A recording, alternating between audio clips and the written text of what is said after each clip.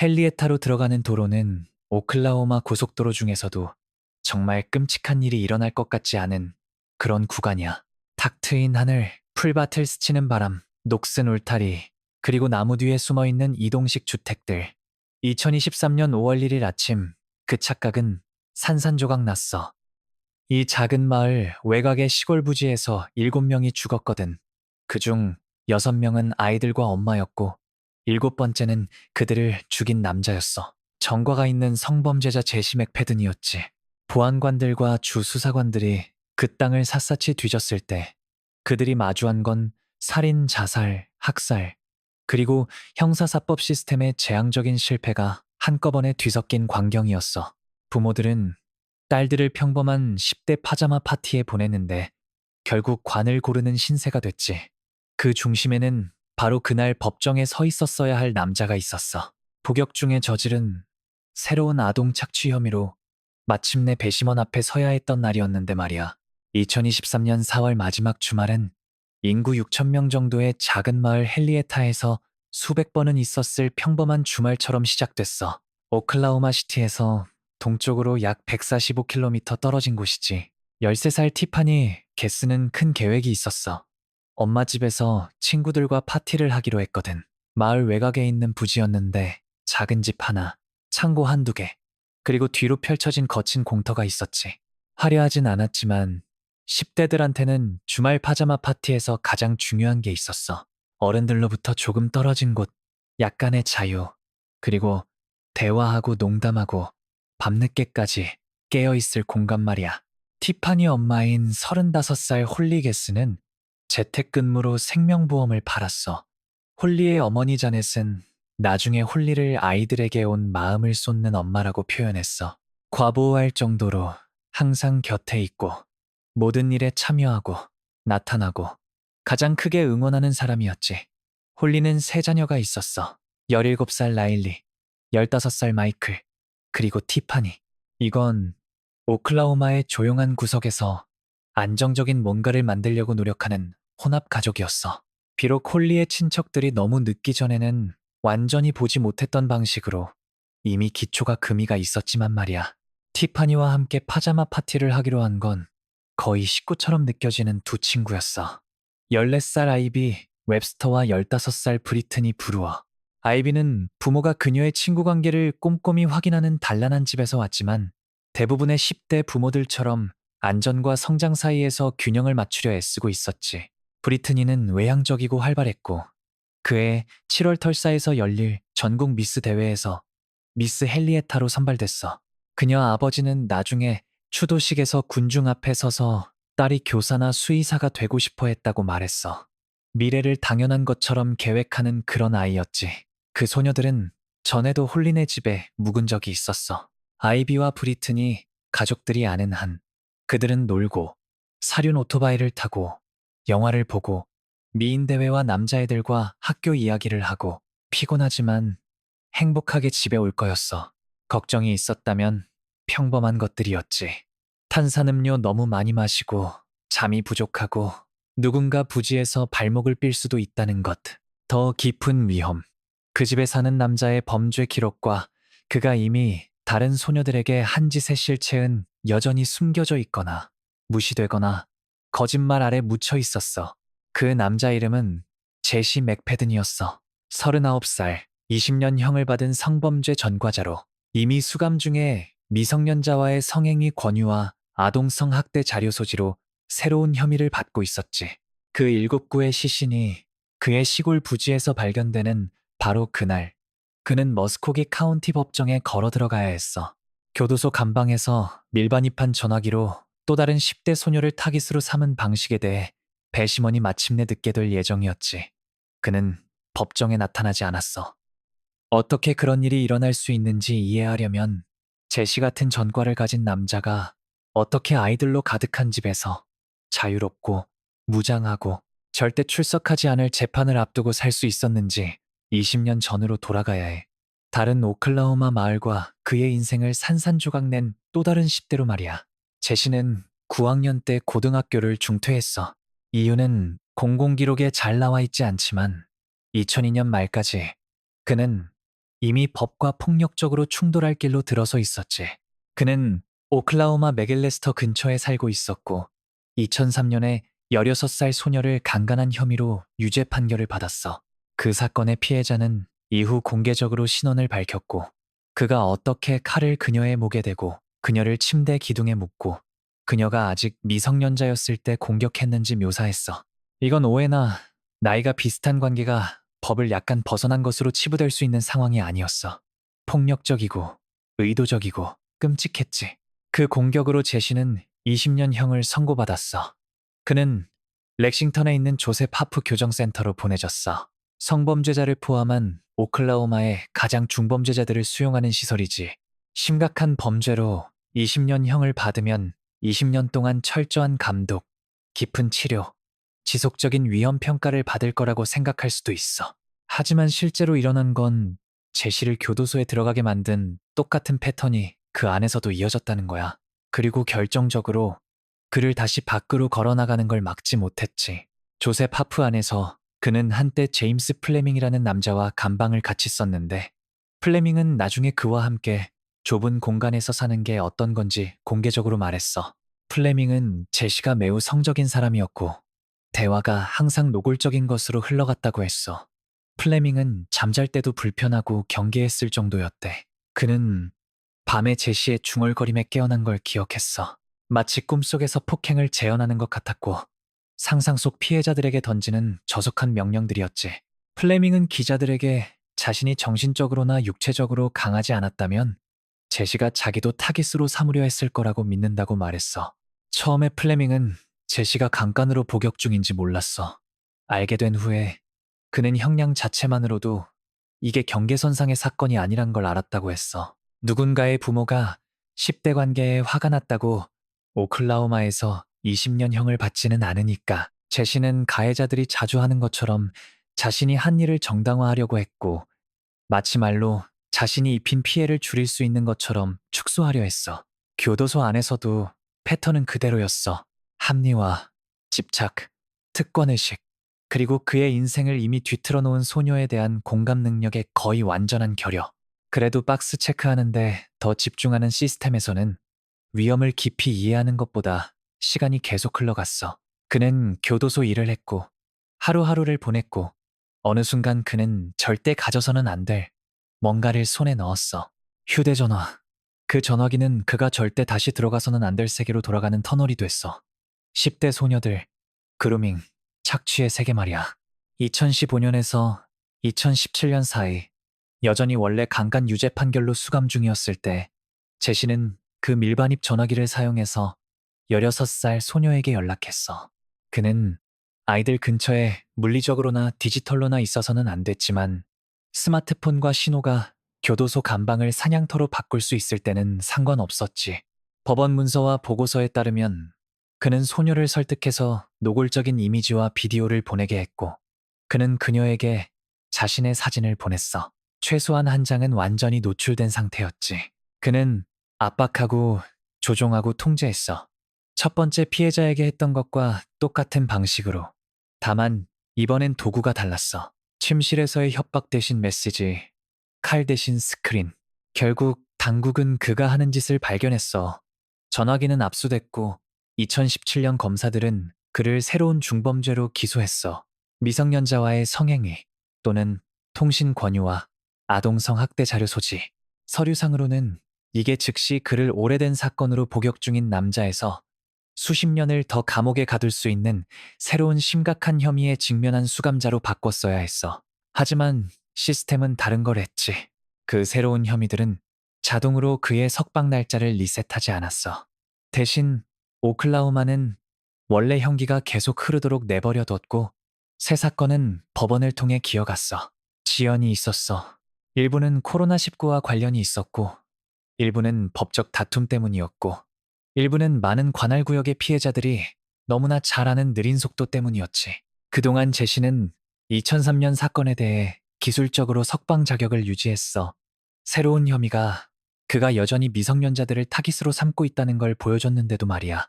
그것도 안전하다고 여겨지는 환경 안에서부터 2017년 사건의 피해자는 나중에 전화기를 빼앗긴 후에도 그가 계속 전화를 걸어서 증언을 철회하라고, 법원에 나타나서 사건을 취하하게 하라고 압박했다고 설명했어. 한 번은 그의 요청으로 법원까지 야기 시간을 운전해서 갔어. 그녀의 존재가 검사들을 물러서게 만들 거라고 희망하면서 그의 통제가 얼마나 깊었는지 알 수 있지. 하지만 시간이 지나면서 그녀는 자기에게 무슨 짓이 저질러졌는지 이해하기 시작했고, 물러서지 않기로 결심했어. 그녀는 2023년 재판 날짜가 마침내 도착했을 때 그에 맞서 증언할 준비가 돼 있었어. 그녀만 그를 못 나가게 하려고 애쓴 게 아니었어. 원래 강간 사건의 피해자는 당국에 전화를 걸고 메시지를 남겼어. 그가 여전히 밀반입 아동 자료를 갖고 있다는 걸 받고, 그게 어떻게 그가 재활되지 않았다는 걸 증명하지 않느냐고 물었어. 그녀는 이리저리 떠넘겨지고 전환되고 지연당했다고 했어. 그동안에도 어쨌든 그를 일찍 석방시킬 서류는 계속 진행됐지. 2020년 10월 재심 액패드는 교도소에서 걸어 나왔어. 그는 20년형 중 약 17년을 복역했어. 오클라호마 법에 따라 폭력 범죄자들에게 요구되는 의무적인 85%를 완료했지. 한 달 안에 그는 2017년 혐의로 다시 체포됐고 2만 5천 달러 보석금으로 석방됐어. 그는 지역사회로 돌아왔어. 서류상으로는 등록된 성범죄자였지만 겉으로 보기에는 거의 평범한 삶을 살았지. 마케팅, 일, 관계, 집. 그 밑에는 똑같은 특권의식과 분노가 여전히 있었어. 석방 후 얼마 지나지 않아 제시는 홀리게스를 만났어. 그녀의 어머니 자넷이 그가 누군지 진정으로 이해했을 때는 이미 홀리와 제시가 깊이 얽혀 있었어. 공공기록과 가족 진술에 따르면 그들은 결국 결혼했어. 일부 보고에 따르면 교도소 관련 목사 서비스를 통해서 공식적으로 그녀와 그녀의 세 자녀를 성인이 된 이후 평생을 폭력과 착취로 점철된 남자와 묶은 거지.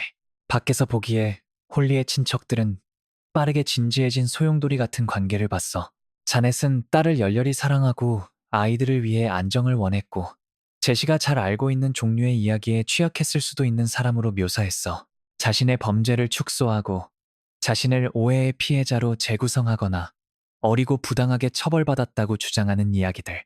2003년 피해자는 제시가 실제로 한 여자에게 돈을 줘서 자신을 사칭하게 하고, 홀리에게 강간 사건이 모두 조작됐고 그녀가 당시 16이 아니라 19이었다고 말하게 했다고 했어. 다시 말해서 그는 새 파트너가 도망가지 못하게 과거를 충분히 다시 쓰기 위해 돈, 계획, 거짓말을 기꺼이 투자했던 거야. 자넷은 나중에 끝이 가까워졌을 때야 그의 범죄 기록의 전체 범위를 알게 됐다고 했어. 아이비와 브리튼이 부모들은 딸들이 그 집에 가도록 허락했을 때 그가 유죄 판결을 받은 성범죄자인지 전혀 몰랐다고 했어.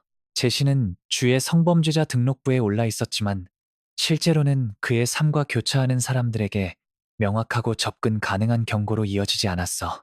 오클라호마법은 많은 범죄자들이 학교나 보육시설 근처에 사는 것을 금지하지만 강간 유죄 판결을 받은 남자가 피해자가 아닌 아이들과 함께 사는 걸 막지는 않았어. 가족들에 따르면 제시와 홀리의 관계는 시간이 지나면서 더 통제적으로 변했어. 친척들은 나중에 기자들에게 제시가 홀리의 전화기와 사회적 접촉을 꽉 잡고 있었다고 말했어. 그는 애정과 통제를 섞는 학대자의 전형적인 프로필을 가지고 있었어. 파트너에게 감정적으로 기대면서도 그를 의심할 수 있는 사람들로부터 그녀를 고립시키는. 하지만 소셜미디어와 특정 대화에서 그는 실수를 했지만 넘어간 사람으로 훌륭한 삶을 만들고 있는 개과천선한 범죄자로 자신을 표현할 수 있었어. 2022년 1월까지 홀리는 합법적으로 9mm 권총을 구입했어. 아마도 가족을 보호하는 데 도움이 될 거라고 믿고 구입한 그 무기는 결국 그 가족과 그들 자녀의 친구 2명에게 사용됐어. 한편 제시의 2017년 사건은 법원에서 서서히 진행됐어. 코로나19는 지연과 적체로 이어졌고 청문회는 미뤄졌어. 그래도 혐의는 사라지지 않았고 2017년 피해자는 이제 20대가 됐지만 증언하겠다는 결심은 여전했어. 2023년 4월 말 재판 날짜가 마침내 정해졌어. 5월 1일 2023년 처음으로 배심원이 교도소 안에서도 16살 소녀를 착취를 위해 어떻게 타깃으로 삼았는지에 대한 자세한 증거를 들을 예정이었어.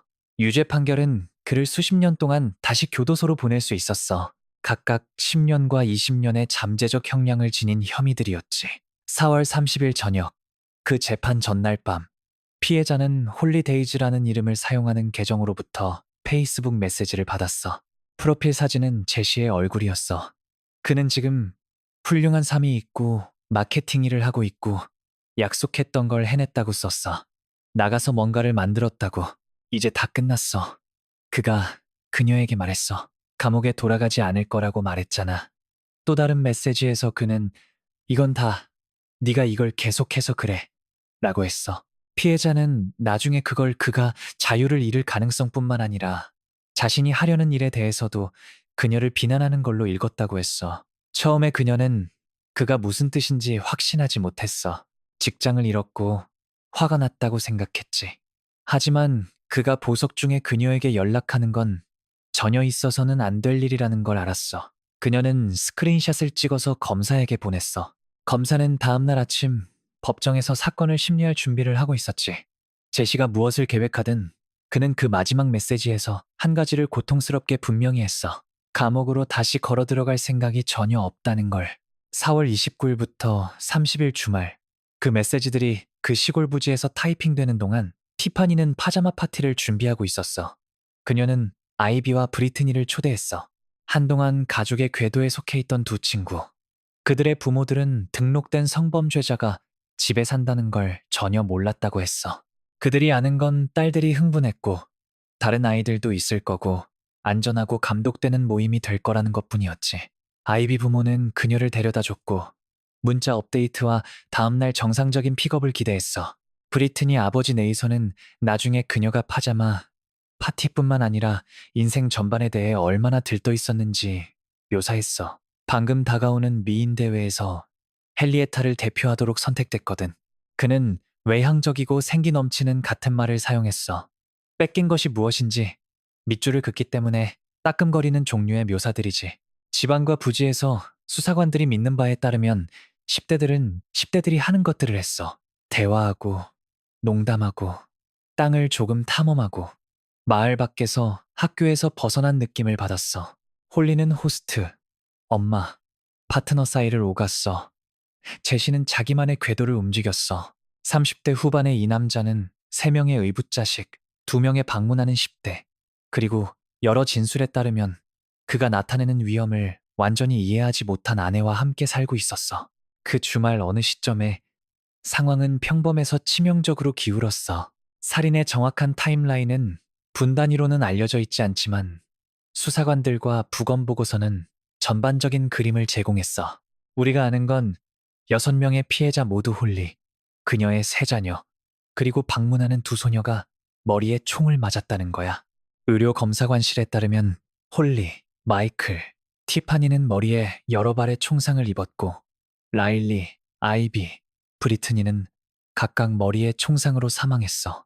부검은 또한 아이비와 브리트니가 사망 전에 성폭행과 일치하는 부상을 입었다고 결론 내렸어. 사용된 무기는 홀리가 2022년 1월에 합법적으로 구입한 9mm 권총이었어.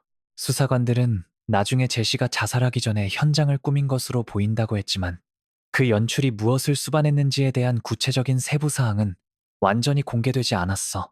부지에서 당국은 다양한 위치에서 시신을 발견했어. 오크멀지 카운티 보안관 에디 라이스에 따르면 3구의 시신이 한 지역에서 발견됐고 나머지 4구는 약 450야드 떨어진 곳에서 함께 발견됐어. 이건 혼란스러운 무작위 폭력의 폭발이 아니었어. 증거는 그것이 체계적이었고 일정 시간에 걸쳐 가까운 거리에서 수행됐다는 걸 시사해. 어느 시점에 제시는 총을 자신에게 돌렸고 머리에 자가 총상으로 사망했어. 그때까지 6생명은 이미 사라졌어. 밖에서 아직 아무도 몰랐던 건 그 총성이 발사되기 훨씬 전에 여러 시스템이 이미 이 피해자들을 실패시켰다는 거야. 뭔가 끔찍하게 잘못됐다는 첫 번째 신호는 아이비와 브리트니가 집에 오지 않았을 때 왔어. 그들의 부모들은 전화하고 문자하고 절대 오지 않는 업데이트를 기다렸어. 홀리에게도 연락할 수 없었어. 2023년 5월 1일 시간이 지나면서 공황이 시작됐어. 오클라호마 고속도로 순찰대는 아이비와 브리트니에 대한 엠버 경보를 발령했어. 그들이 제시 맥패든과 함께 있는 것으로 믿어지며 그를 등록된 성범죄자로 묘사했지. 일부 가족들에게 그 경보는 그의 이름을 그 단어들과 짝지어본 첫 번째였어. 거의 동시에 머스코기 카운티에서 법원 관계자들은 제시가 오랫동안 지연된 재판에 출석하지 않았다고 기록하고 있었어. 그의 부재는 단지 기술적인 문제가 아니었어. 엠버 경보의 맥락에서 그것은 번쩍이는 빨간 경고가 됐지. 당국은 그가 홀리와 아이들과 함께 살았던 헨리에타 근처 시골 부지를 수색하기 시작했어. 오크멀지 카운티 보안관의 디라이스는 나중에 보안관들이 거기서 발견한 것을 매우 비극적인 상황이라고 묘사할 거야. 7구의 시신이 부지에서 또는 근처에서 발견됐어.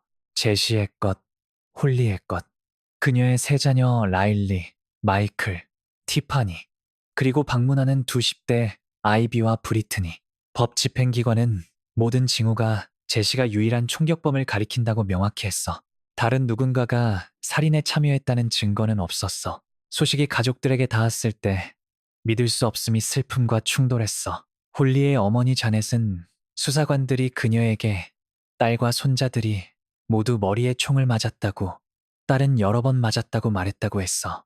그녀는 카메라 앞에 서서 오클라호마는 가족을 보호하는 데 실패했어요. 그리고 그 때문에 제 아이들, 제 딸과 손자들이 모두 사라졌어요. 라고 말했어. 그들을 다시 볼 수 없고 안아줄 수도 없고 그게 저를 죽이고 있어요. 라고 덧붙였지. 추도식에서 브리트니의 아버지는 수백 명의 사람들을 바라보며 부모의 최악의 악몽을 살고 있다고 말했어. 그는 딸이 절대 참석하지 못할 미인 대회에 대해, 그녀가 절대 선택하지 못할 미래 직업들에 대해, 지워진 일상적인 순간들에 대해 이야기했어. 아이비 부모들도 그녀를 안전하게 지키려고 얼마나 노력했는지, 친구 집에 보내는 게 제시 같은 남자의 궤도로 보내는 것을 의미한다는 걸 전혀 몰랐다고 말했어. 그들의 목소리에서 슬픔뿐만 아니라 필요한 모든 경고를 받았지만 여전히 그들을 실패시킨 시스템에 대한 일종의 충격적인 분노를 들을 수 있어. 더 많은 세부 사항이 나오면서 이야기는 어떻게든 더욱 어두워졌어. 기자들은 법 집행 기관이 현장을 소유자에게 돌려준 후 부지를 방문했어. 지역 주민들이 공포의 집이라고 부르기 시작한 내부에서 오클라호마 방송국 K4의 기자들은 명백한 증거였어야 할 물건들을 발견했다고 보도했어. 수갑, 성인용품, 마약 도구들.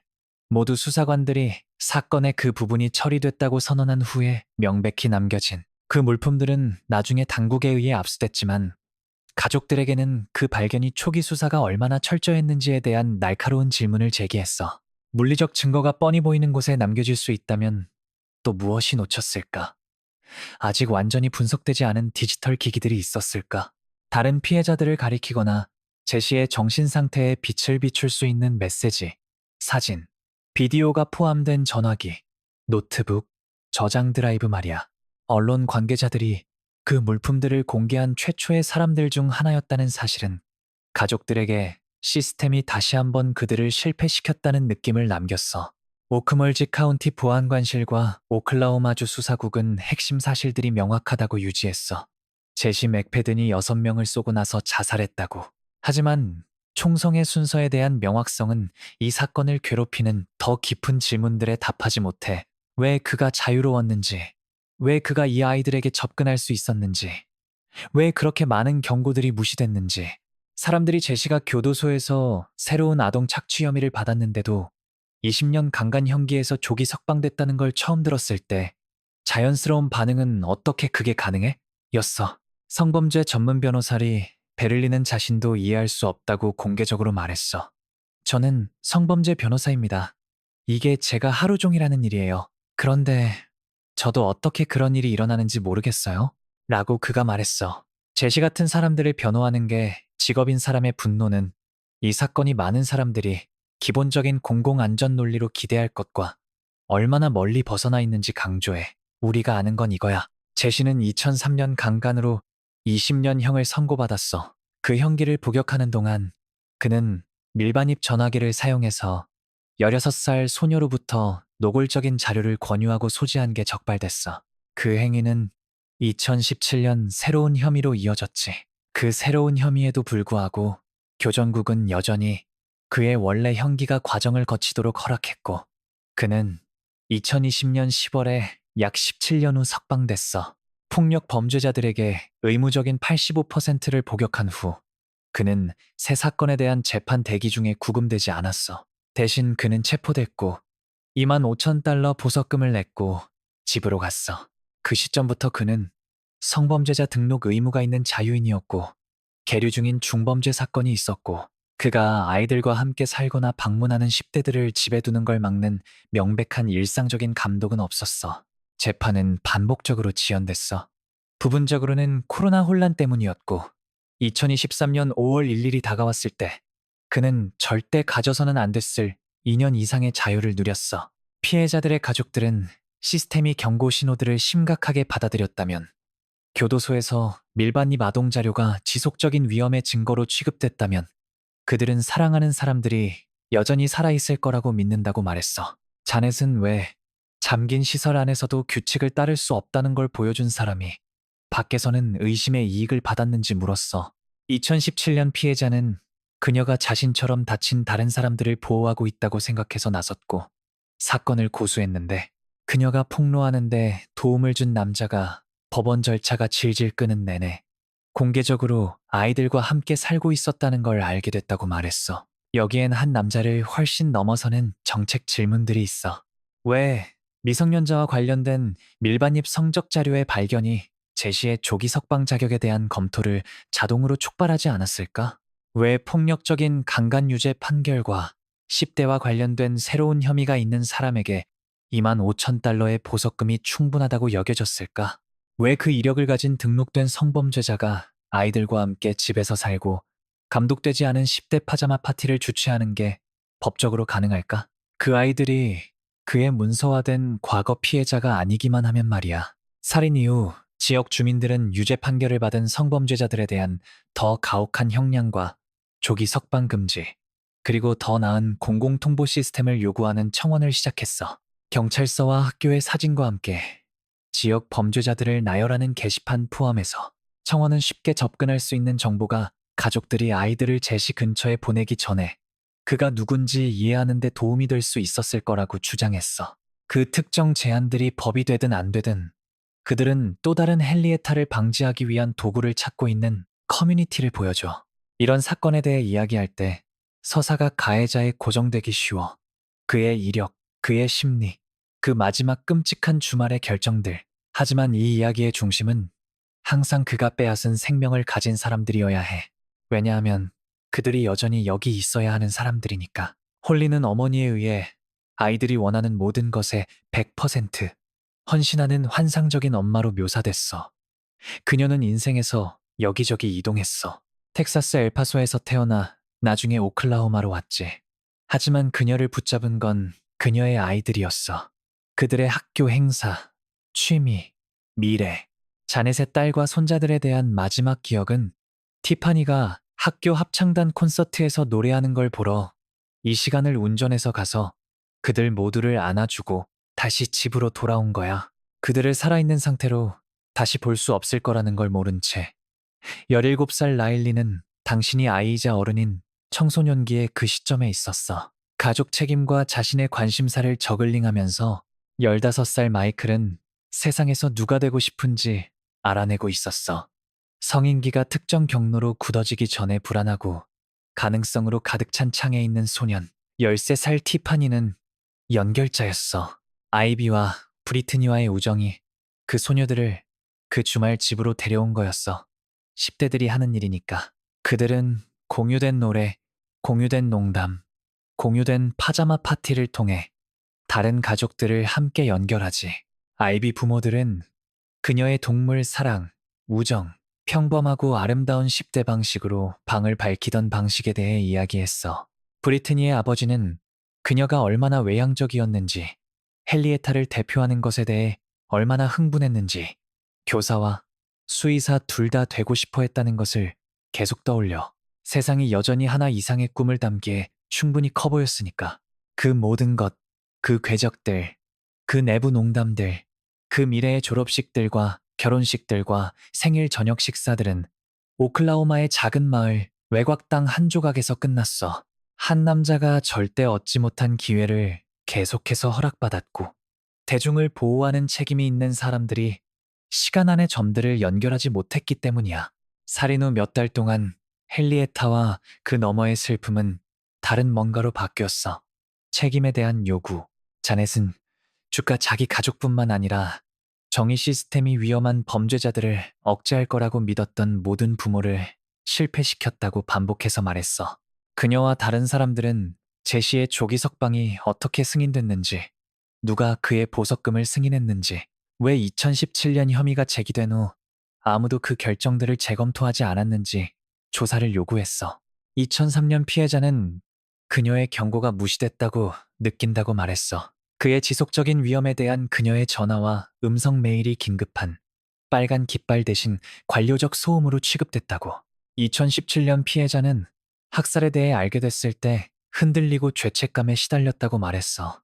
비록 그녀가 피해자로서 해야 할 모든 것을 했지만 말이야. 신고하고 협조하고 증언할 준비를 하는 2017년 혐의에 대해 제시에게 책임을 묻기 위한 재판이 보안관들이 그의 땅에서 시신을 수습하던 바로 그날 예정됐다는 사실에는 잔인한 아이러니가 있어. 그가 조종할 수 없었던 하나의 시스템 날짜, 그가 말로 빠져나갈 수 없었던 하나의 법정 날은 그가 절대 배심원과 마주하지 않을 거라고 확실히 하기로 선택한 순간과 거의 정확히 일치했어. 2024년 12월 헨리에타 부지에서 의심스러운 화재가 발생해서 남아있던 집을 파괴했어.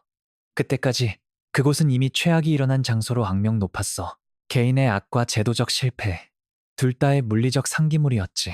당국은 화재에 대한 조사를 시작했지만 가족들에게는 거기서 타버린 어떤 것도 이미 빼앗긴 것을 지울 수 없었어. 이 사건을 가장 기본적인 요소로 벗겨내면 남는 건 오싹하게 단순해. 한 젊은 남자가 칼을 들고 10대를 상대로 폭력적인 강간을 저지르지. 그는 20년형을 선고받아. 교도소에서 그는 전화기를 손에 넣고 또 다른 16살을 착취를 위해 타깃으로 삼고 새로운 중범죄에 직면하게 돼. 그럼에도 불구하고 그는 조기에 석방되고 보석으로 나오고 아이들과 함께 집으로 들어가고 다른 사람들의 아이들을 밤새 호스팅하도록 허락받아. 몇 년 후 그가 감방에서 한 일로 마침내 재판받아야 하는 아침에 그는 대신 총을 사용해서 6명과 자신을 쓸어버려.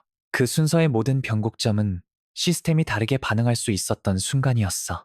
교도소의 밀반입 아동 자료를 자동 조기 석방 차단제로 취급할 수 있었어.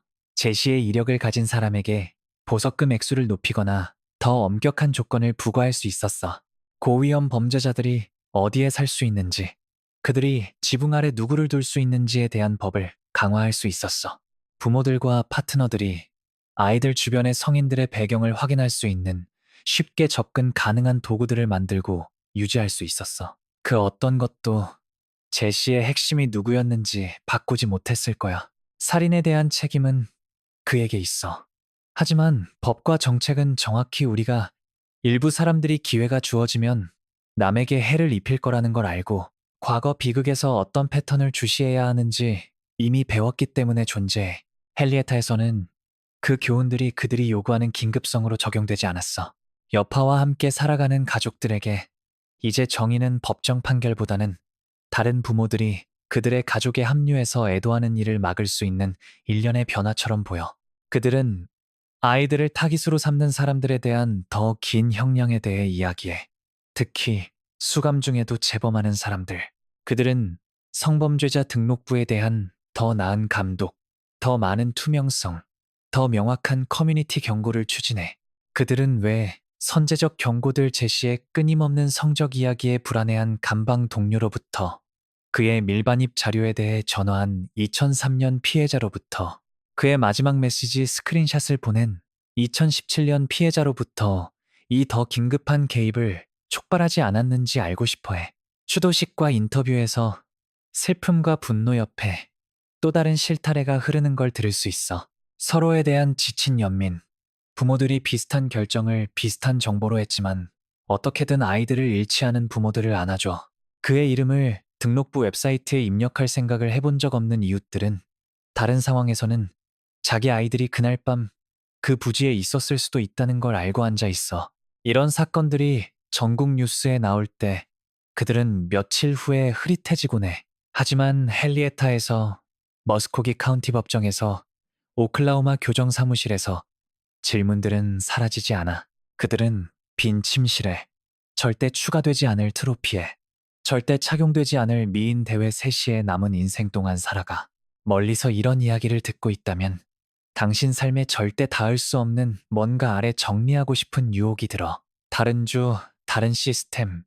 헤드라인 전에는 얼굴을 본 적 없는 또 다른 남자. 하지만 이 사건이 드러낸 취약점들, 조기 석방이 처리되는 방식, 교도소 비행이 취급되는 방식, 커뮤니티가 고위험 범죄자에 대해 통보받는 방식의 균열들은 오클라호마에만 고유한 게 아니야.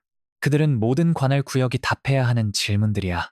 누가 두 번째 기회를 받고 그 두 번째 기회들이 똑같은 오래된 해의 패턴을 드러낼 때 우리는 무엇을 할까?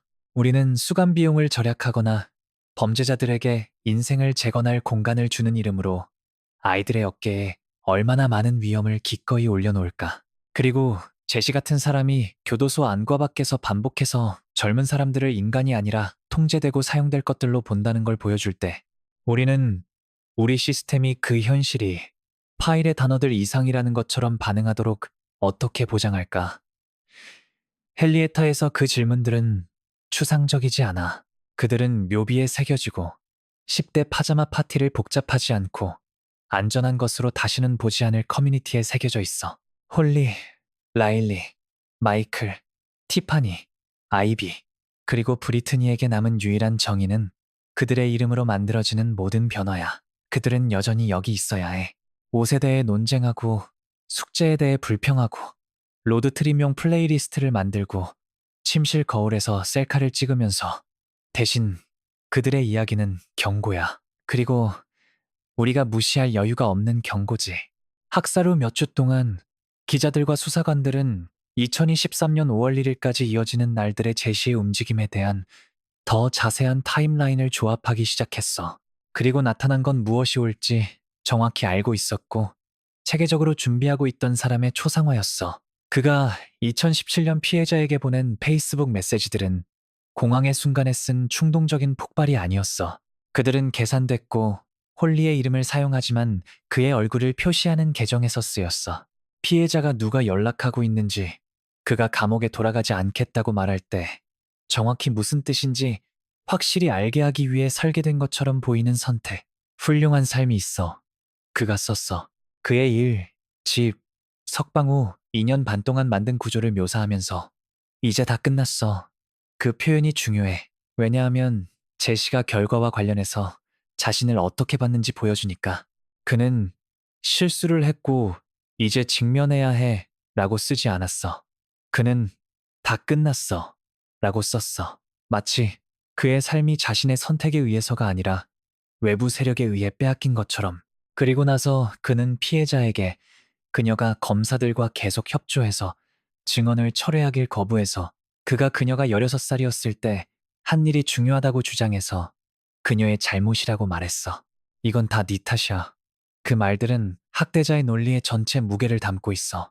너를 책임지게 해서 나한테 이걸 시킨 거야.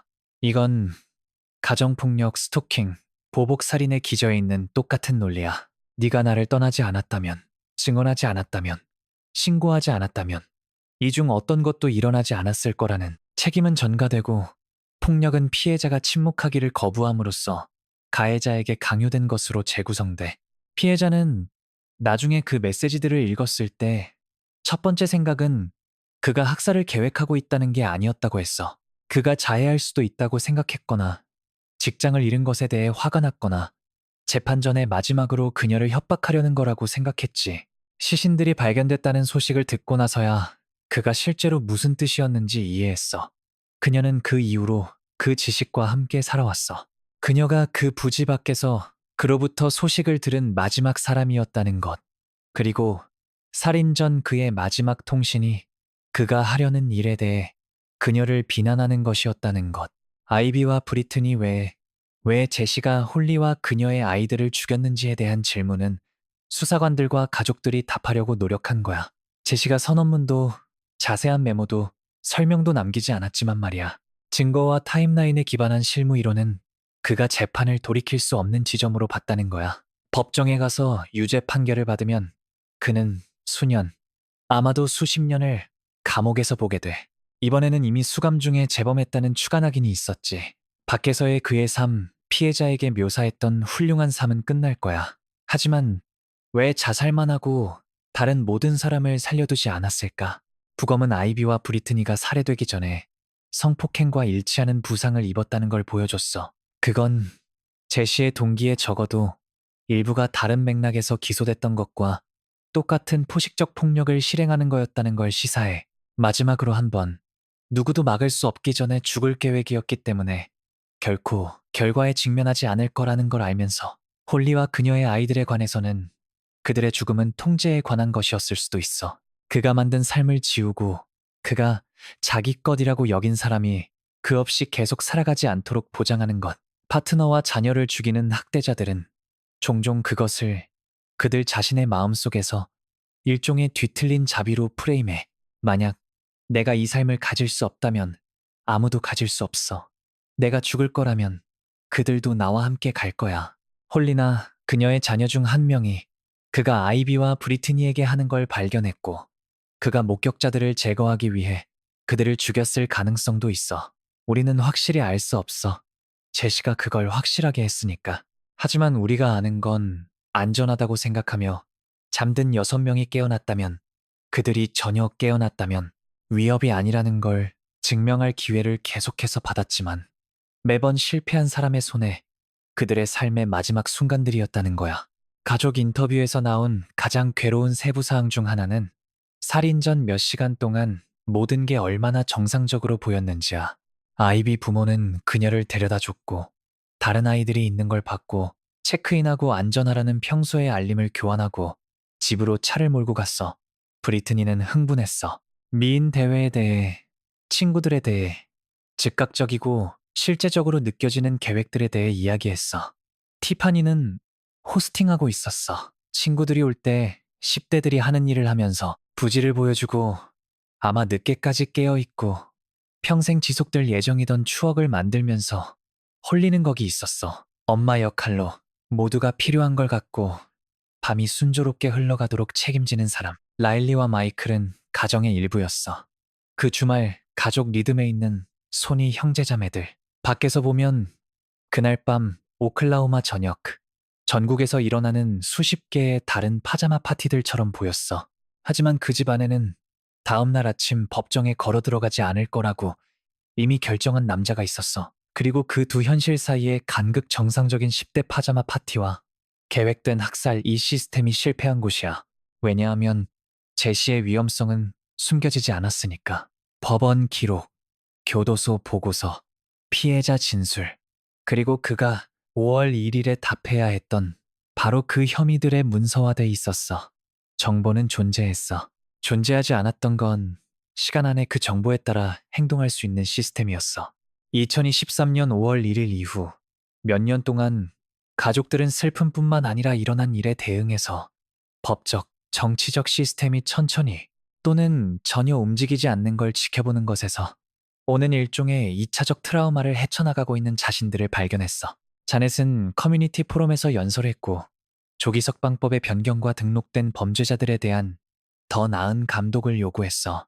그녀는 딸과 손자들의 소지품이 든 상자를 건네받고 이제 이게 그들에 대해 가질 수 있는 전부라는 걸 아는 느낌을 묘사했어. 사진, 옷, 일상생활의 일부였다가 이제는 유물이 된 작은 물건들. 네이선 브루어는 매일 브리트니를 생각한다고 여전히 그녀의 목소리를 들을 거라고 기대하거나 문으로 걸어 들어오는 걸 볼 거라고 기대한다고 말했어.